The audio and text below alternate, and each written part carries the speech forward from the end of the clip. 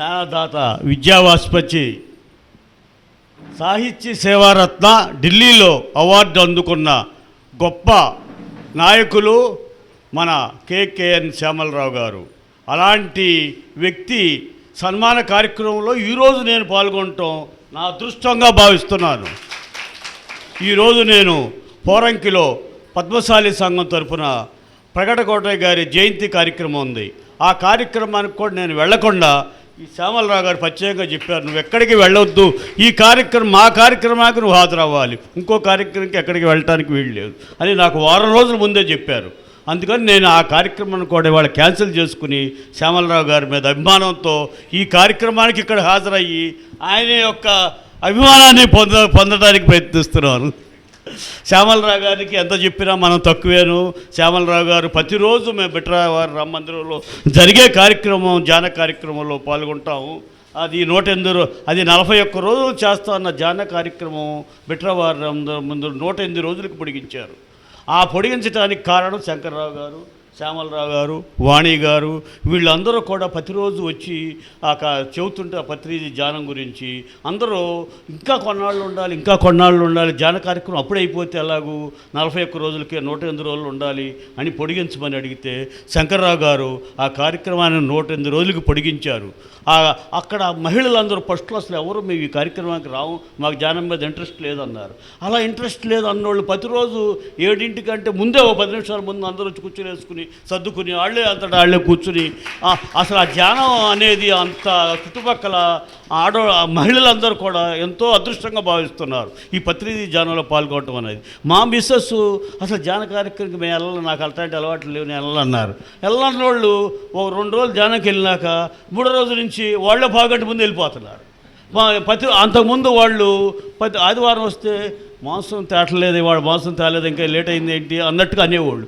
ఇప్పుడు ధ్యానంకి వెళ్తున్నాక ఆదివారం నువ్వు మాంసం తేవద్దు, మేము ధ్యానంలోకి వెళ్ళిపోయాను, మాంస కార్యక్రమాలు నేను తిన్నాను, నువ్వు ఆదివారం మాత్రం మాంసం తేవద్దు అన్నారు. ఇప్పుడు నేను ఆదివారం మాంసం తేకుండా పోయింది.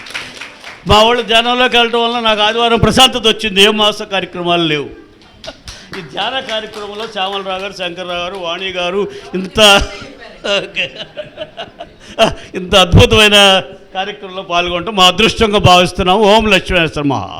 అయితే అన్నయ్య గారిలో ఇంకొక ఇది కూడా ఉంది, అదేంటంటే దేశభక్తి. ఈ ధ్యానం అవ్వాలంటే పిల్లలకు కానీ పెద్దలకు కానీ దేశభక్తి అనేది ఒకటి ఉండాలి. దేశభక్తి ద్వారా ముందుకి వెళ్ళాలి అని అనుకున్నారు. అది ఎలా తీసుకెళ్ళాలి? పాపం అన్నయ్య గారి టైము మధ్యాహ్నం వరకే ఉంటారు.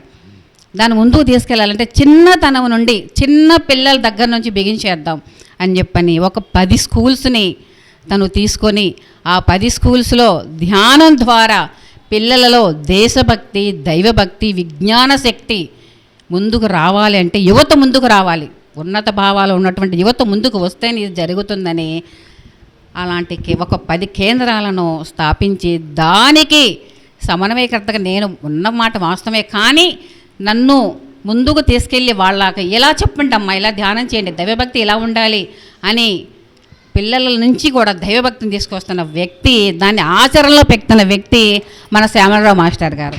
కాబట్టి అందరికీ దైవభక్తితో పాటు దేశభక్తి కూడా ఉండాలని, దాన్ని ముందుకు నడిపించాలని, ఆ నడిపించే వ్యక్తి ఎవరంటే శ్యామలరావు మాస్టర్ ద్వారా నేను కానీ మా టీచర్స్తో కూడా ముందుకి వెళ్తున్నాం అన్నమాట. కాబట్టి వాణి గారు తొందర పెడుతున్నారు, తొందరగా అంటున్నారు, నేను కూడా సింపుల్గా కనెక్ట్ చేస్తున్నాను. భారత్ మాతాకి, భారత్ మాతాకి. ప్రతి వ్యక్తికి ప్రాపంచిక విద్య అనేది అవసరము, అది పిల్లల నుండే అవసరము. ఎప్పుడైతే పిల్లలు చక్కగా చదువుకొని ఒక ఉన్నత స్థాయికి ఎదిగి వారు కూడా ఉద్యోగాలలో సమాజంలో ఉన్నత స్థితికి ఎదుగుతారో అప్పుడే ఈ యొక్క ఊరు కానీ ఈ యొక్క ప్రదేశం అంతా కూడా చక్కగా మారిపోతూ ఉంటుంది. దీనికి పెద్దలందరూ కూడా సహకరించాలంటే, పిల్లలు ఆ ఉన్నతమైన స్థితికి ఎదగాలంటే మనము పెద్దలు చేయవలసింది ఏమిటంటే ధ్యానం. ఎప్పుడైతే మనము ధ్యానం చేస్తామో మన పిల్లలకి ఆ విద్యతో పాటు ధ్యానం కూడా అలవాటు చేస్తాం. మనకు తెలీదు ధ్యానం గురించి, మన పిల్లలకు మాత్రం అలవాటు చేయాలి. చిన్నప్పటి నుండే ఈ రెండు బ్యాలెన్స్ చేసుకోగలిగితే చక్కగా వాళ్ళు ఉన్నతంగా ఎదగలుగుతారు. అట్లానే మాస్టర్ గారు 60 సంవత్సరాల తర్వాత యూటర్న్ తీసుకున్నారు. అంటే ఒక 60 సంవత్సరాలు ప్రాపంచిక విద్యలో ఉంటూ మన మాస్టర్ గారుగా ఉంటూ లెక్చరర్గా ఉంటూ చక్కగా వారు 60 సంవత్సరాల పాటు ఈ ప్రాపంచిక సేవ చేసిన తర్వాత ఆధ్యాత్మిక సేవ మొదలుపెట్టారు. కానీ మనం మన పిల్లలకి చిన్నప్పటి నుండే ఈ యొక్క ఆధ్యాత్మిక సేవ అలానే ప్రాపంచిక సేవ ఈ రెండింటిని బ్యాలెన్స్ చేయగలిగితే ఆ పిల్లలు చాలా చురుగ్గా ఉంటారు. మాస్టర్ గారికి ఇప్పటికి 68 సంవత్సరాలు. మనం చిన్నపిల్లలు ఉన్నప్పుడు ఇవన్నీ కూడా మనం ఆ స్కిల్ అనేది తీసుకొస్తే వాళ్ళు 20 సంవత్సరాల్లోనే నెంబర్ 1 అయిపోతారు. అంటే ఇంకా వాళ్ళకి 60 సంవత్సరాలు మిగిలి ఉంటుంది. ఈ 60 సంవత్సరాల్లో వాళ్ళు ప్రపంచంలో దేశంలో కూడా చాలా ఉన్నతమైన స్థాయికి ఎదుగుతారని నా యొక్క ఉద్దేశం అండి. అలానే మాస్టర్ గారికి ఈరోజు సన్మానం చేయడం అంటే మంగళగిరి పిరమిడ్ ధ్యాన కేంద్రం వాళ్ళందరికీ కూడా సన్మానం చేస్తున్నట్లు ఫీల్ అయిపోతున్నామండి. మాస్టర్ గారు ఒక మంగళగిరి పిరమిడ్ సొసైటీలో ఒక ఆనిముత్యం అన్నమాట. ఎందుకంటే మనం చూసుకుంటాం మాస్టర్ గారిలో ఆ యొక్క వినయంగా ఎలా ఉండాలనేది మాస్టర్ గారు చూసింది. ఎంత నేర్చుకుంటామంటే మాస్టర్ గారి దగ్గర నుండి ఆ వినయము చిన్నపిల్లలైనా సరే పెద్దలైనా సరే ఎంత గౌరవంగా మాట్లాడతారంటే అంత గౌరవంగా. అది వాళ్ళ యొక్క తల్లిదండ్రుల సంస్కారం అని నేను అనుకుంటున్నాను. అదే సంస్కారం మన పిల్లలకు కూడా నేర్పాలని కోరుకుంటూ నాకు ఇంతటి అవకాశం ఇచ్చిన రామనాథ వెంకటేశ్వర గారికి పేరున ధన్యవాదాలు. మన సార్ని గురించి ఇంతమంది చెప్పారు, ఎంత చెప్పినా తక్కువే. ఎందుకంటే అది పొగడతలో లేదు, ఆయన జీవన విధానం అలాంటిదన్నమాట. తను ఉద్యోగ విరమణప్పుడు కొంత బాధకు లోనయ్యారు. కానీ ఇప్పుడు చూస్తే ఆ ఒక్కటి వదిలిపోయింది, కానీ కోటాను కోట్లయ్యి ఆయనకి బహుమతులు సృష్టించి లభించాయి. ఇప్పుడు ఏం చేస్తున్నారు, ప్రతి నిమిషము తను అంటే మాస్టర్ గారు అన్నమాట జ్ఞానాన్ని పంచుతూ ఈ జ్ఞాన పుష్పాలను ఎలా పంచుతున్నారంటే సుగంధం ఎక్కడున్నా కూడా ఎంత దూరమైనా వ్యాపిస్తుంది. అలా మన సార్ పేరు ఈ ఆంధ్ర రాష్ట్రమే కాదు సరిహద్దులు దాటి జ్ఞానదాత, విద్యావాచస్పతి, ఆచార్యరత్న, సేవా సాహిత్యరత్న ఇన్ని పురస్కారాలు అందుకున్నారంటే వారిలో ఎంత గొప్పతనం అంటుబట్టేవాళ్ళు వారు అంత సేవ చేశారు కాబట్టి ఆ ఫలితం దక్కింది. కాబట్టి వారిని చూసి మనం ఏం నేర్చుకోవాలి? మనకి ఇంటివరకే మనకి సరిపోద్ది, ధ్యానానికి వెళ్ళడానికే టైం ఉండదు, ఇక ఏం చేయగలం మనం? అలా అనుకోవద్దు. మనకు వయసుతో సంబంధం లేదు, కుటుంబంతో సంబంధం లేదు. మనం చేయగలిగిన రీతిలో చేయగలిగినంతలో సమాజానికి కానీ మన ఇరుగు పొరుగు కానీ తోటి వారలకు కానీ ధ్యానులే అని కాదు, మన పొరుగున ఉన్న ప్రతి వాళ్ళు మన వాళ్ళే. మనము చేయగలిగినంత సాయం చేస్తూ ఉన్నామంటే మనకి సృష్టి నుంచి ఏది రావాలో అది వస్తుంది. పెద్దలు అదే చెప్తారు, నీవు ఏది చేస్తే నీకు అది సృష్టించి బహుమతిగా వస్తుందని. మనం వాటి కోసం ఎదురు చూడకుండా చక్కగా మనం చేయగలిగింది చేద్దాము. మనము కూడా నిస్వార్థంగా ప్రతి ఒక్కళ్ళకు చేయగలిగితే మనకు ఆ సంతృప్తే వేరండి. కాబట్టి ఈ అవకాశం నాకు ఇచ్చిన రామనాథ మాస్టర్ గారికి, పిలిచిన శ్యామలరావు సార్ గారికి ధన్యవాదాలండి. అనేక సందర్భాల్లో మాస్టర్ గారు బంధువులు ఇతర మన ధ్యానులు ప్రపంచంలో ఒక రకమైన ఒరవడి ఉంటుంది. అట్లా కానీ మిత్రులు ఫంక్షన్లు అనేక సార్లు వెళ్ళాల్సి వస్తుంది. వారు వాళ్ళ బంధువులు రూపేణ కానీ స్నేహితులు, ఆయనకి ఎక్కువ బంధువులు కానీ స్నేహితులే ఎక్కువ ఉన్నారు. నేను పరిశీలించాను.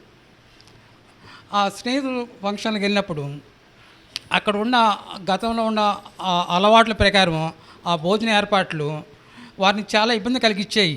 ఆయన మనసులో ఆవేదన పడుతూ ఆ పరిస్థితుల్లో ఎట్టగొట్ట మళ్ళీ వాళ్ళని నొప్పించకుండా నేనైతే గట్టిగా చెప్పేస్తాను, దాంట్లో తిరిగేలేదు, ఎన్కౌంటరే. అట్లా చెప్పలేక వారు మనసును ఆవేదన పొందుతూ ఆ పరిస్థితి నుంచి బయటపడేవాళ్ళు. ఏమిటంటే ప్రతి ఫంక్షన్లో ఇవాళ జీవహింస లేని భోజనం అంటే మన ప్రెస్టేజ్ ఏమైపోద్దో అనే ఒక మానసిక స్థితికి ఇవాళ సమాజం వచ్చేసింది. జీవహింస లేని భోజనం పెడితే నన్ను పక్కన సమాజం చిన్నబుచ్చుకుంటారు, చులకనగా చూస్తారనే పరిస్థితి ఉన్నది. అటువంటి పరిస్థితుల్లో వారు అనేక సందర్భాల్లో అనేక మిత్రులు సంబంధించిన శుభకార్యాలకు వెళ్ళినప్పుడు అక్కడ ఉన్న వాతావరణం చాలా కష్టంగా ఉంటుంది ధ్యానులకి. మరి మీరు గమనించండి, ఎక్కువగా విషయాన్ని సాగదిగి తెలుసుకోలేదు. మీరు ఏదైనా సరే హింసతో చేసిన శుభకార్యము ఆ ప్రకృతి మనల్ని ఆశీర్వదిస్తుందని అనుకుంటాము. మన గతంలో ఉన్న కొన్ని ఒక నమ్మకాలు కారణంగా మనం తెలుసుకొని ఇవాళ నుంచి ఏదైనా శుభకార్యం చేస్తే ఎటువంటి హింస లేకుండా ధ్యానంతో ప్రారంభించి ధ్యానంతో ముగించండి. ఆ ఆహారం ఇచ్చే ఆహారం కూడా అమృత ఆహారమే మనం అందరికి పంచితే మన పిల్లలకి మనకి ఆశీస్సులు ఉంటాయి. ఇంకొక మాట, గత 2 వారాల క్రితం మంగళగిరిలో RRR కళ్యాణంలో మన తెలిసిన రామనాథం వారిది ఏడుకొండ గారు వాళ్ళ మనవాడికి పంచిల కార్యక్రమానికని నన్ను ఆహ్వానించారు. వెళ్ళాను నేను. చిన్నపిల్లలు 10 సంవత్సరాలు పంచిల కార్యక్రమం 10-12 సంవత్సరాల పిల్లలకి ఇస్తారు. అక్కడికి ఏదో ఆశీర్వచనాలు అన్నీ అయిపోయిన తర్వాత భోజనానికి వెళితే అక్కడ పరిస్థితి ఏంటంటే నేను మా మనవాడిని కూడా తీసుకెళ్ళాను. నేను రాబాబు అని ఖాళీగా ఉన్న ఆదివారం నాడు, అది కూడా కార్యక్రమం తీసుకెళ్తే అక్కడికి వెళ్ళి మా మనవడు ఖాళీగా నేను చూసి వస్తాను లోపలికి వెళ్ళి మనిషి మళ్ళీ వెంటనే వచ్చి మనం వద్దు వెళ్ళిపోదాం అన్నాడు. ఏంటి రాబాయ్ అంటే అక్కడ వేరే ఉంది, మనకు వద్దు. అప్పుడు 1:30 దాకా ఆకలితో ఉన్న పిల్లోడు కూడా వద్దని రిజెక్ట్ చేసి మొహడం లేకుండా వెళ్ళిపోదాం అన్నాడు. అతను ఆ మాట అనిపోతే నేనైతే మెత్తపడేవాడిని. కుర్రాడిని తీసుకెళ్ళాను, ఈ భోజనం పెట్టించుకొని ఎలా తీసుకురావాలి అలాంటి టెన్షన్లో ఏదో ఒకటి ఆలోచన డిస్కషన్ నడిచేది. అతను వెంటనే ఒకటే ఒక డైలాగ్, బయటికి వెళ్ళిపోదాం మనం ఇంటికి, ఇక్కడ వద్దు అన్నాడు. అంటే చిన్నపిల్లలు కూడా ఇవాళ మార్పు ప్రారంభమైంది. ఈ మార్పు కొనసాగాలని మనం ధ్యాన విద్యార్థి ద్వారా సమాజానికి తెలియపరుస్తున్నాము. అంటే చిన్నపిల్లల్ని ముందు మనం మార్చుకుంటూ వస్తే వాళ్ళు 3 తరాలు ఉపయోగపడతారు అనే ఒక లక్ష్యంతో నిరంతరం నేను ఎక్కడైనా మొహోడం లేకుండా ఈ ఆహారము మన సంస్కారం కాదు, మనకు ఎక్కడ అలవాటైంది ఇది వదిలేద్దాం అని నేను మొహోడం లేకుండా చెప్తుంటాను. అందరికీ ధన్యవాదాలు. రతి శ్రేష్ఠ తత్తదేవేతరో జనః సయత్ ప్రమాణం కురితే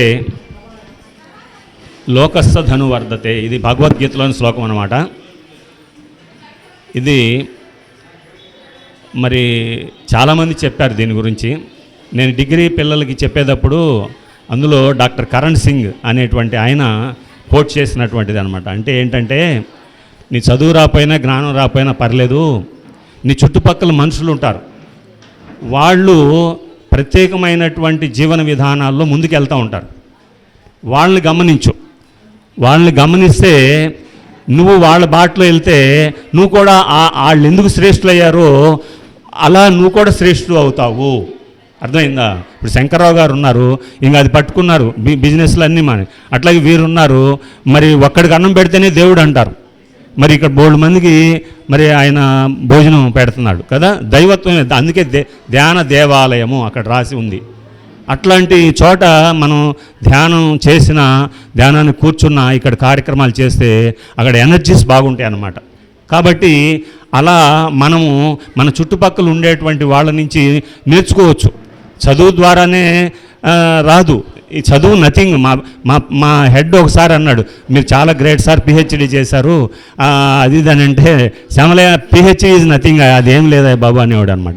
అంటే చూడండి, అట్లా ప్రాపంచికంలో మరి చూస్తే అది కోటి విద్యలే, అది తర్వాత అర్థమైద్ది, అదేదో గొప్ప అనుకుంటాం మనం. ఇప్పుడు నిజంగా మా నాన్నగారు నాకు శ్యామలరావు అని పేరు పెట్టాడు, కానీ ఏమి రావు అని పెడితే బాగుండేది అనిపిస్తూ ఉంటుంది నాకేమి రావు నిజంగానే, నిజంగా ఏమి రావు. అంటే మనం ఏం మరి అంటే చుట్టుపక్కల ఉండే వాళ్ళని చూసి నేర్చుకుంటామే మనం. ఇప్పుడు బుజ్జి గారు కూడా ఒకసారి అన్నారు, బుజ్జి నీది ఆయన చేస్తుంటాడు అనమాట బ్యానర్స్ అయ్యి, నేను కాపీ కొట్టానయా నువ్వు క్షమించంటే అన్ని ఎత్తుబాదలు బతకనే బాబు అని చెప్పాడు అనమాట. అట్లా మనం ఒకళ్ళని చూసి ఒకళ్ళు నేర్చుకుంటూ ఉంటాం కదా. ఈ జ్ఞానం అనేది కూడా అట్లా వస్తూ ఉంటుంది అన్నమాట.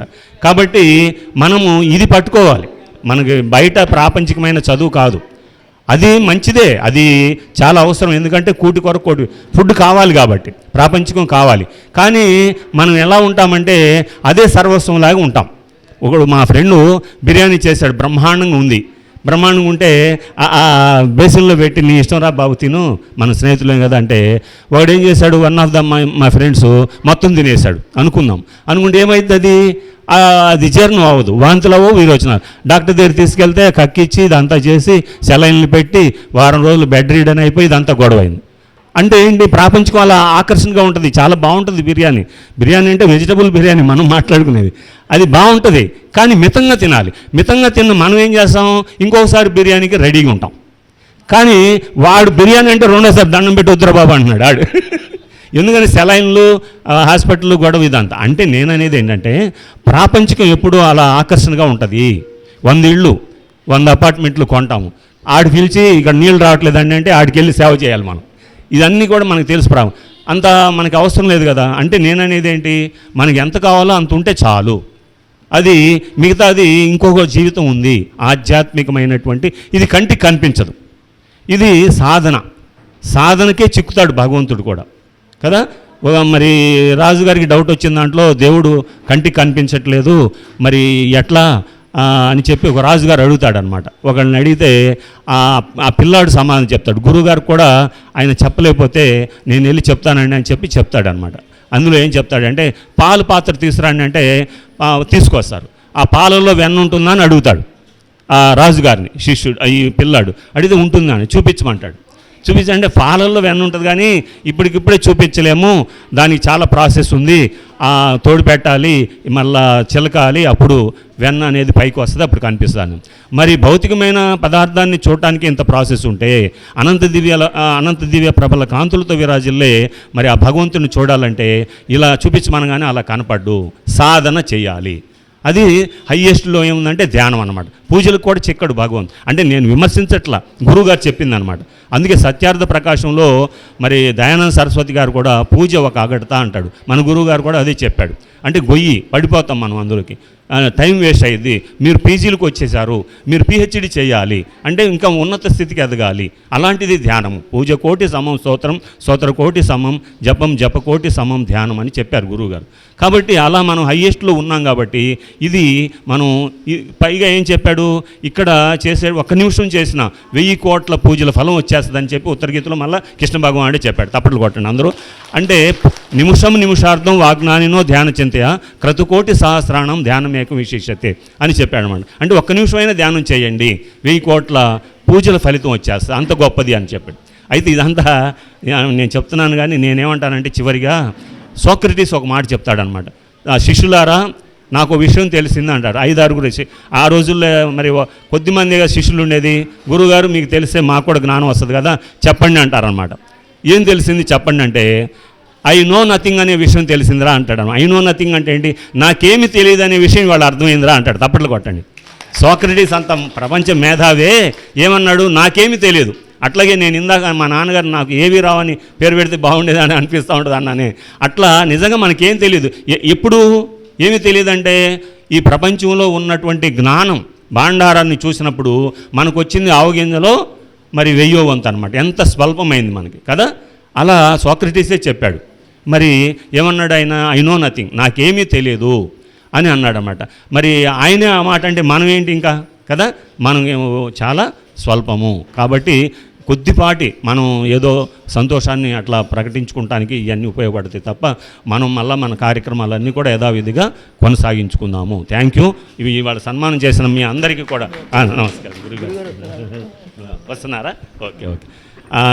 చేసినటువంటి ధ్యాన మిత్రులకి, రామనాథ వెంకటేశ్వరరావు గారికి, మరి దేవాంగ సంఘం వచ్చారు వాళ్ళకి, మరి బిట్రా రామ మందిరం వాళ్ళు వచ్చారు.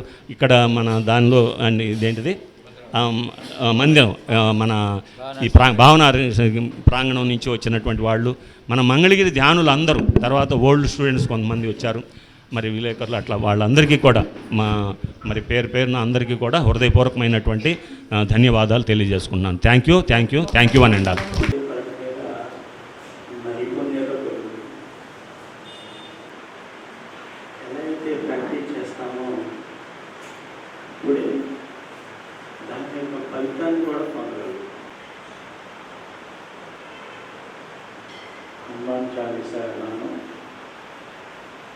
అలానే ధ్యాన దీక్ష, ఈ యొక్క దీక్షలో ఎవరైతే వాళ్ళకి ఆరోగ్యం వస్తుంది, ఆనందాన్ని కూడా పొందగలరు. రాసే మీ యొక్క గురువుగా మారి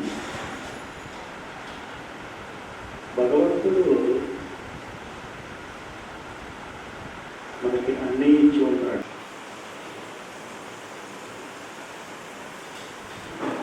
భగవంతుడు మనకేది కావాలో అన్నీ ఇచ్చి ఉన్నాడు. భగవంతుడు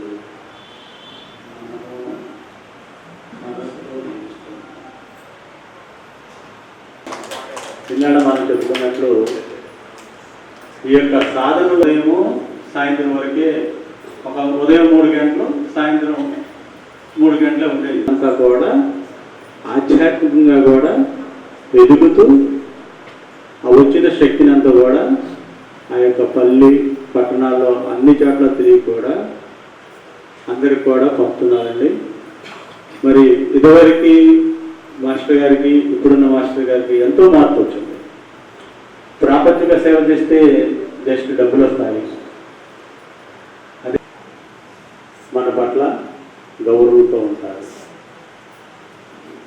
మాతరం వందే మాతరం సుజలాం సుఫలాం మలయజ శీతలాం సస్యశ్యామలాం మాతరం వందే మాతరం శుభ్రజ్యోత్స్నా పులకితయామిని పుల్లకుసుమిత ద్రుమదళశోభిని సుహాసిని సుమధురభాషిణి సుఖదాం భరదాం మాతరం వందే మాతరం వందే మాతరం. భారత్ మాతా కి, భారత్ మాతా కి. హం కరోతు కళ్యాణం ఆరోగ్యం సుఖ సంపదం ద్వేషబుద్ధి వినాశాయ దీపం జ్యోతి నమోస్తుతే దీపం జ్యోతి పరబ్రహ్మ దీపం జ్యోతి జనార్దన దీపో హరతు మే పాపం దీపం జ్యోతి నమోస్తుతే. ఓం అసతో మా సద్గమయ తమసో మా జ్యోతిర్గమయ మృత్యోర్మా అమృతంగమయ. ఓం శాంతి శాంతి శాంతి. జై. ఈ కార్యక్రమంలో మన అలక తాతారా గారు ప్రార్థనా గీతంతో మనం ప్రారంభిద్దామండి. ఓ